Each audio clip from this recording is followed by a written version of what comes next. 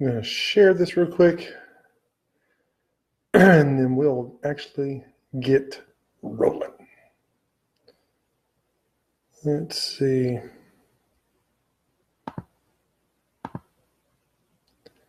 Share.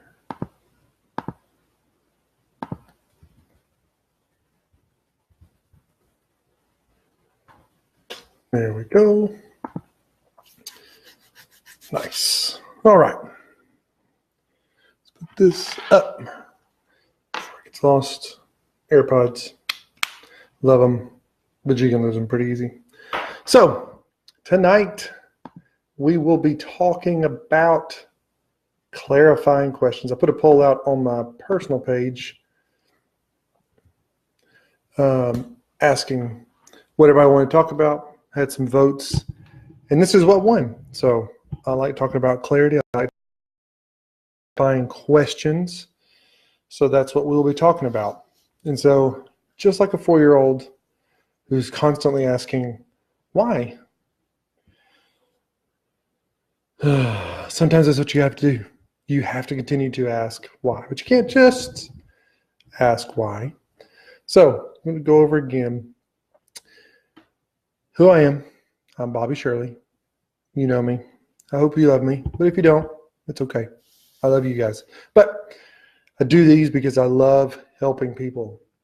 I had someone message me today needing some advice from career, life advice, and I was able to help them, and I love it. So I just posted in the comments 3 ways to contact me: Facebook Messenger, email, and that's done through my website, bobbyshirley.com/advice, or you can leave me a voicemail, 256-978-9757. Oh, let's see. There. Look at those flowers. My daughter, the flowers that she received from doing her dances. She did great. It was awesome. It was a lot of fun. So again, I hope these help you, and I hope you enjoy them as much as I enjoy doing them. If you do, please like and share them. It doesn't take much, but it means a ton. So let's get started. So we're talking about clarifying questions. What does that mean? Well, a clarifying question is something you're going to ask yourself to get clarity. It's pretty straightforward. So here's what we're going to do. We're going to set this as a ground rule for this talk. Clarity drives action. If you get in your car and you don't know where you're headed, odds are you're going to get lost. You're going to have to stop and ask for directions. You're going to have to use your phone or your GPS to find out where you're going. But if you don't have a destination, what are you going to tell Siri to take you to? What are you going to search on Google? You have to know where you're going in order to get there. So clarity drives action. Clarity comes first, then the action. So first thing we're going to do, we're going to eliminate excuses. You're going to stop waiting for the perfect moment to arrive. The best time to start something is always now. Excuse me while I get some water. So there's an old Chinese proverb that says, the best time to plant a tree was 20 years ago. The second best time is now. So eliminate the excuses. Just start. I posted the other day, the best time to do something. No one's going to be afraid of you. No one's going to be mad at you if you're a beginner. Everyone begins sometime. So next thing you're going to do is you're going to reduce distractions. Distractions are getting better at focusing your attention. Now, I can be very bad at this. I can be very ADHD, find the shiny thing, squirrel type stuff. I can go all over the place. But reduce the distractions and focus. So if you fill your life with distractions, don't expect to accomplish anything. Now, I'm not saying you have to get up at 4 a.m. and take cold showers and eat tofu. start levitating and only read Aristotle. I'm just saying, if something is not necessary, let's don't focus on it. Let's focus on what we're trying to accomplish. So, next thing, write your own story. Every one of us has our own story. Our own stories are valid. So, sometimes not knowing is the best form of clarity. Know what you don't know. So if you're going to start a concrete business, I don't know anything about concrete, except I'm glad the people that did my driveway do. But I do know that I don't know. And so by doing that, it's going to allow me to ask for advice from people. So if you're going to write a book, you have to write the chapters first, right? You can't set out to write a book and you write the table of contents and the last page and publish it. You've got to write the chapters. But also, before you can write a chapter, you have to write a paragraph. Before you can write a paragraph, you have to write a sentence. Before you can write a sentence, you have to write a word. Before you can write a word, you have to write a letter. So that's where you start. Simple. Build from there. Last one. Determine your priorities. So if you have your priorities straight, you're going to avoid confusion. Sorry, I am itching. I was sunburned over the weekend and now it's just kind of itching and it's annoying. So determine your priorities. What is it you want to accomplish? Go from there. So here are 5 questions to ask to help find clarity. Ready? Number 1, what makes you come alive? What is it that when you think about it or when you've done it or when you think about doing it makes you come alive? You just kind of get this rush of energy and excitement. What is that thing? All right, next question. Question number 2. If you were a billionaire, what would you do? What would you do with your time? What would you do with your money? What would you do with your life if you were a millionaire? Meaning, you don't have to worry about money. That's what the question is basically asking. If you didn't have to worry about money, what would you do? So, third question, who inspires you and what qualities do they have that you most admire? So, this could be someone you know in your family, in your friends, in your work, in your church, in your sphere of influence, or it could be someone you don't know, but you follow them on social media, or you're aware of them because of the news. Who are they, and what is it that you admire most about them? Next one. Forget about what you want, but instead ask yourself, what are you willing to struggle for? What is it that you want to do that you're willing to fight for? Everyone has something that they're willing to sacrifice for. Go to bed a little later. Get up a little earlier in the morning.